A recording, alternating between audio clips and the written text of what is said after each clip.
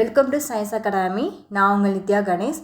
இது வந்து டே 3ல் 2 லெசனில் 20 கொஸ்டின் நான் கேட்டிருந்தேன். ஸோ நீங்கள் ரொம்ப சூப்பராக கொஸ்டின் அட்டன் பண்ணிங்க. எனக்கு அதுவே பார்க்குறப்ப ரொம்ப சந்தோஷமாக இருந்துச்சு. கொஸ்டின் அட்டன் பண்ணுறப்பையும் நீங்கள் அவங்களோட மார்க்கு அதில் மென்ஷன் பண்ணி போட்டிருந்தது ரொம்ப ரொம்ப சந்தோஷமாக இருந்துச்சு. உங்கள் நேமோட உங்கள் மார்க் போட்டது ரொம்ப ரொம்ப தேங்க்யூ. இப்போ வந்து டே 4ல் நம்ம வந்து பேரண்ட மற்றும் சூரிய குடும்பம் அந்த லெசனும் பன்முகத்தன்மையினை அறிவோம். ஸோ இந்த 2 லெசன்லேருந்து 20 கொஸ்டின் நான் எடுத்திருக்கேன். ஸோ ஆல் த பெஸ்ட், நல்லா அட்டன் பண்ணுங்கள். ஃபஸ்ட்டு கொஸ்டின், ரோமானிய கடல் கடவுளின் பெயரை கொண்ட இக்கோளின் பலத்த காற்று வீசும். ரோமானிய கடல் கடவுளின் பெயரை கொண்ட இக்கோளின் பலத்த காற்று வீசும்.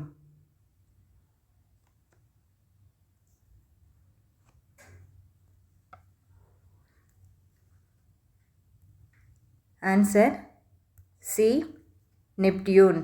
Answer C, Neptune. ஸோ இந்த கோளின் தான் காற்று வீசும், அதிகமாக இந்த பலத்த காற்று வீசும் இந்த கோளின் தான். ஸோ கடல் கடவுள் எந்த கோளை குறிக்குது? நெப்டியூனை குறிக்குது. ஓகேங்களா? இது கொஞ்சம் ஞாபகம் வச்சுக்கோங்க. அடுத்து செகண்ட் கொஸ்டின், சூரிய குடும்பத்தில் காணப்படும் நைட்ரஜன் மற்றும் மீத்தேன் ஆகிய வாயுக்களை கொண்ட வளிமண்டலம் மற்றும் மேகங்கள் சூழ்ந்து காணப்படுகின்றன. ஒரே துணைக்கோள். சூரிய குடும்பத்தில் காணப்படும் நைட்ரஜன் மற்றும் மீத்தேன் ஆகிய வாயுக்களை கொண்ட வளிமண்டலம் மற்றும் மேகங்கள் சூழ்ந்து காணப்படுகின்ற ஒரே துணைக்கோள். ஸோ இந்த லெசன் வந்து சயின்ஸ் ரீதியாக இருக்குது. ஸோ சயின்ஸ்லேருந்து கொஸ்டின் கண்டிப்பாக இந்த பேரண்டம் வந்து கொஸ்டின் இருக்குது. அதனால் இந்த லெசன் வந்து நான் சூஸ் பண்ணியிருக்கேன். ஸோ நீங்கள் இந்த லெசன் கண்டிப்பாக சயின்ஸ் ரீதியாக தான் இருக்குது. பேரண்டம் வந்து சயின்ஸ் இது. ஸோ இருந்தாலும் நீங்கள் வந்து தெரிஞ்சுக்கணுக்காண்டி தான் இந்த லெசன் நான் கொடுத்துருக்கேன். நீங்கள் இது தெரிஞ்சுக்கணும். எப்படியாச்சும் 1 மார்க் 2 மார்க்காச்சும் இந்த லெசன் கண்டிப்பாக கேட்பாங்க. அதுக்காக தான் கொடுத்துருக்கேன்.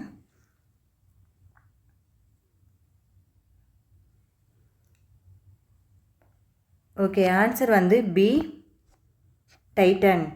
B, Titan. ஸோ நைட்ரஜன் மற்றும் மீத்தேன் ஆகிய வாயுக்களை கொண்ட வளிமண்டலம் மேகங்களை சூழ்ந்து காணப்படும் ஒரே துணைக்கோள்னா டைட்டன். ஓகேங்களா? அடுத்து 3வது கொஸ்டின் பாருங்கள். இந்திய விண்வெளி ஆராய்ச்சி நிறுவனம் இஸ்ரோ செவ்வாய்க்கோளின் வளிமண்டலம் மற்றும் தரைப்பகுதியை மங்கள்யான் விண்கலத்தை அனுப்பியது. ஸோ எந்த டேட்டு, எந்த மாதம், எந்த வருஷம், அது கரெக்டாக வந்து ஆன்சர் பண்ணுங்கள்.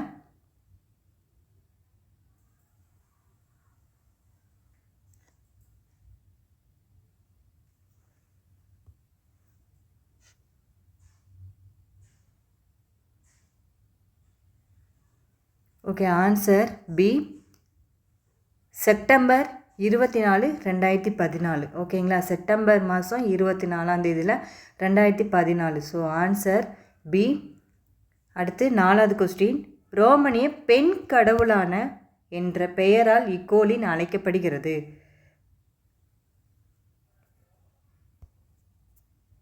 பெண் கடவுள்னாவே எந்த கோள் ஞாபகம் வச்சுக்கணும்?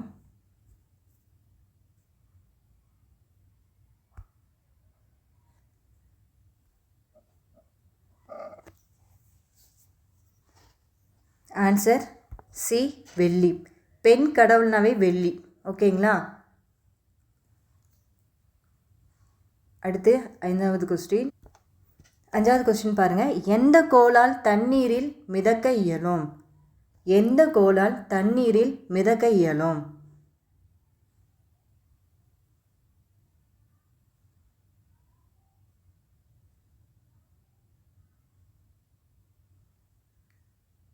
ஆன்சர் பி, சனி. ஸோ சனிக்கோள் வந்து அது சுற்றிக்க இப்படி இந்த கோள் இருந்துச்சுன்னா சுற்றிக்க வளையமாக இருக்கும்.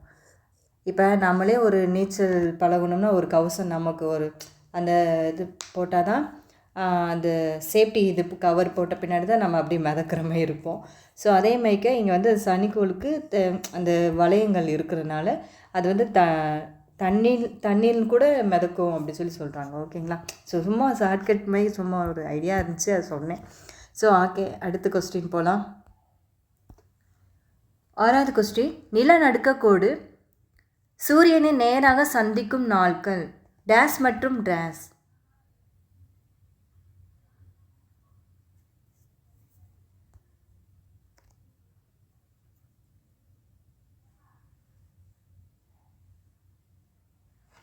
Okay, answer March 21 September 23.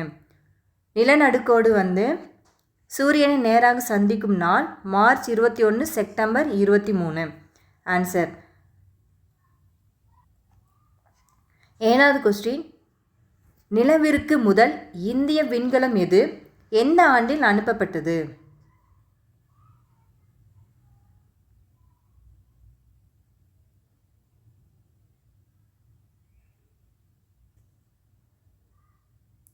Okay, answer D, correct answer. Chandrayaan first வருஷம் பார்த்திங்கன்னா 2008, வருஷம் 2008. ஓகேங்களா?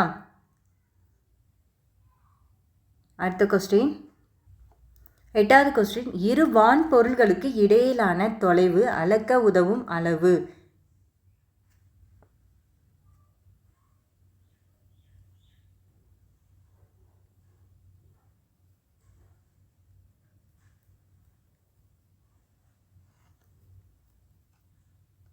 ஓகே, ஆன்சர் பி, ஒரு ஒளியாண்டு. இரு வான் பொருள்களுக்கு இடையிலான தொலைவு அளக்க உதவும் அளவு ஒரு ஒளியாண்டு ஆகும். ஓகேங்களா? அடுத்து 9வது கொஸ்டின், கோள் என்ற வார்த்தையின் பொருள். கோள் என்ற வார்த்தையின் பொருள். 9வது கொஸ்டின்,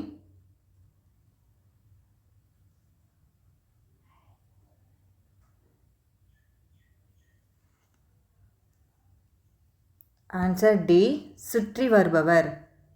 ஆன்சர் டி, சுற்றி வருபவர். ஓகேங்களா? அடுத்து 10வது கொஸ்டின், வானியல் அறிஞரால் யுரேனஸ் கண்டுபிடிக்கப்பட்டவர் யார்?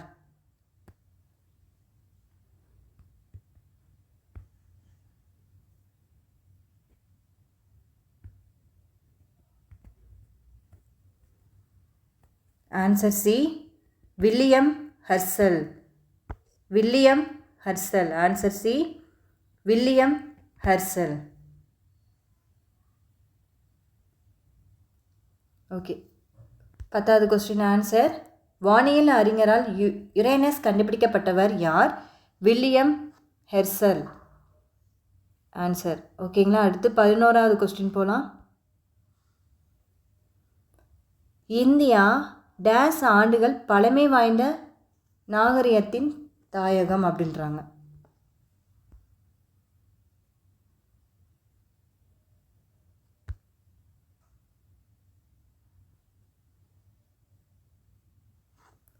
ஆன்சர் பி, 5000 ஆண்டுகளுக்கு பழமை வாய்ந்தது. ஓகேங்களா?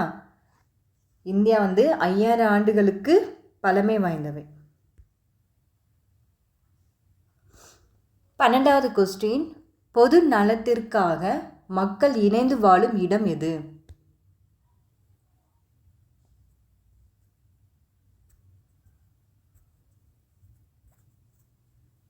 ஆன்சர் ஏ, சமூகம். பொது நலத்திற்காக மக்கள் இணைந்து வாழும் இடம் சமூகம். அடுத்து 13வது கொஸ்டின், தமிழ் செம்மொழியாக அறிவிக்கப்பட்ட ஆண்டு. தமிழ் செம்மொழியாக அறிவிக்கப்பட்ட ஆண்டு. Okay, super. Answer C, 2004. அடுத்து 14வது கொஸ்டின், இந்திய தொல்லியல் துறை இதுவரை கண்டுபிடித்த கல்வெட்டு சான்றுகளின் தமிழ்நாட்டில் இருந்து கண்டுபிடிக்கப்பட்டவை சதவிகிதம் ஆகும்.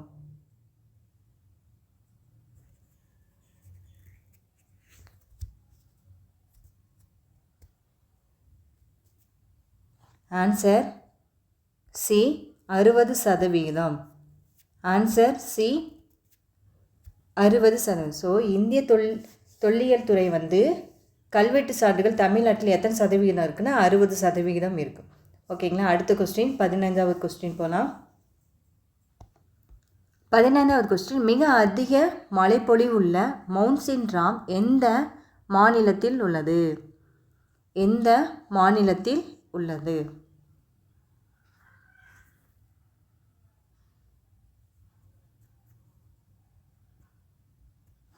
Answer D, Meghalaya. Answer D Meghalaya. Mawsynram அப்படின்னா மேகாலயா.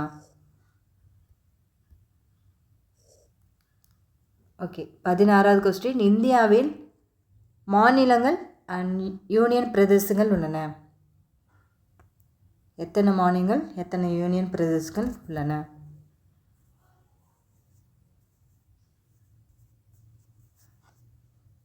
ஓகே, ஆன்சர் டி 28 மாநிலங்கள் 9 யூனியன் பிரதேசங்கள். 28 மாநிலங்கள் 9 யூனியன் பிரதேசங்கள் உள்ளன. ஓகேங்களா. அடுத்து 17வது கொஸ்டின். டிஸ்கவரி ஆஃப் இந்தியா என்ற நூலினை எழுதியவர் யார்?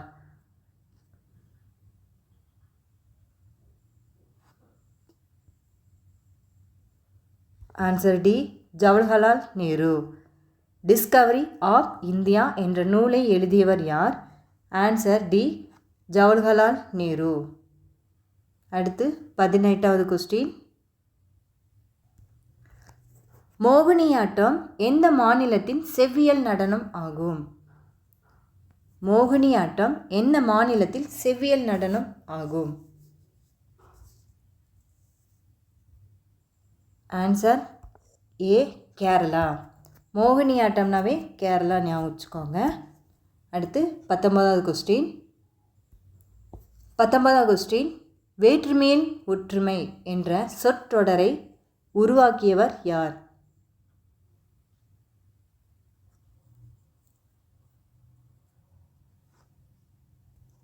Answer C Jawaharlal Nehru. வேற்றுமையில் ஒற்றுமைனாவே ஜவஹர்லால் நேரு. 20வது கொஸ்டின். இந்திய அரசியலமைப்பு சட்டத்தின் 8வது அட்டவணையில் அங்கீகரிக்கப்பட்டுள்ள அலுவலக மொழிகளின் எண்ணிக்கை?